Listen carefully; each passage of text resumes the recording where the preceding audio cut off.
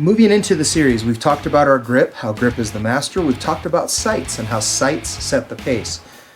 Next, what we want to talk about is that trigger is the servant. Trigger does what we tell it to do.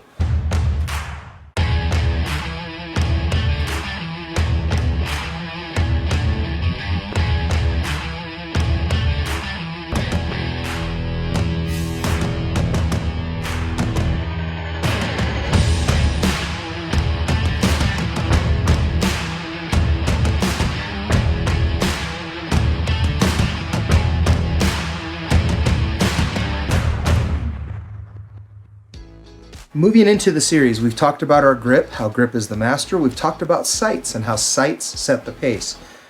Next, what we want to talk about is that trigger is the servant. Trigger does what we tell it to do. So if we're making mistakes on the trigger, that's on us. It's never going to be the fault of the trigger unless it's a catastrophic malfunction. So big mechanical fail, that might be an issue, but for the most part, what we tell the trigger to do is what the trigger is going to do. Okay, so when we talk about this, airsoft pistol, no gas, no magazine, chamber is empty, and we're running a laser simulator barrel that we use with our laser ammo software in our classes. All right, so when we talked about our grip, building our good positive grip, keeping our finger out of the trigger, right? Adding our secondary hand to the grip, building that good thumbs forward grip, allowing us to maintain control with recoil to get those sights back on the target using our pinkies. Now we're at the point where we can add the trigger. So if our grip is good, our sights are on the target, we can go ahead and touch that trigger. And what I want to do is I'm going to switch hands so that the camera can see it better, is I want to touch the trigger and take up the slack in that trigger.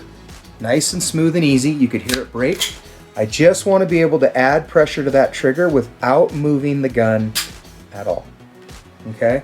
Now I can do that fairly quickly so that you can see that that can happen more quickly.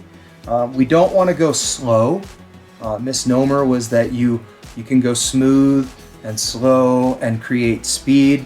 I understand the concept of slow is smooth and smooth is fast, but it's taken out of context far too often. What we want to do is be fast and accurate. And we can jam that trigger pretty hard if our good strong grip is built.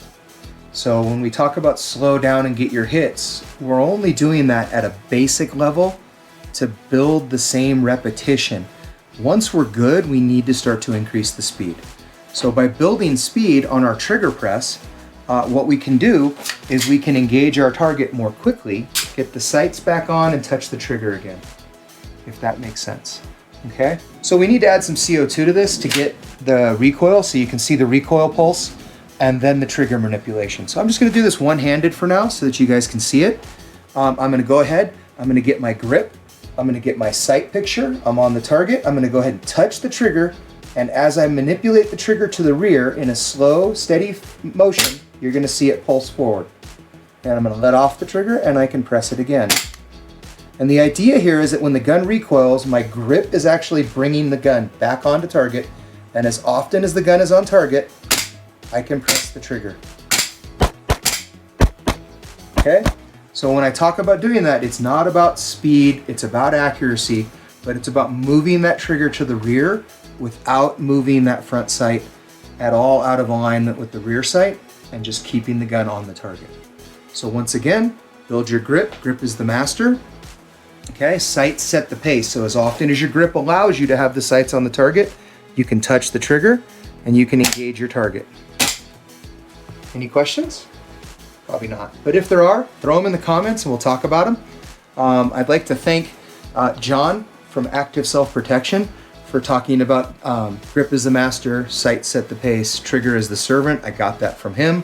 I'd like to talk to and thank Scott Jedelinsky from Modern Samurai Project for his classes and talking about how important that pinky is on the gun, and taking the smooth is slow argument and kind of knocking it down a peg so that you understand that speed and accuracy are not two separate components when it comes to shooting. You really need to bring both to the fight. Thanks for checking in, and if you want to take any of those classes, you can check out both of those individuals on their sites. If you're not watching Active Self-Protection videos, you're really missing out on some great opportunities for learning about defensive encounters. So thank you for your time. Thanks for checking in. Please stay safe when you go out to the range.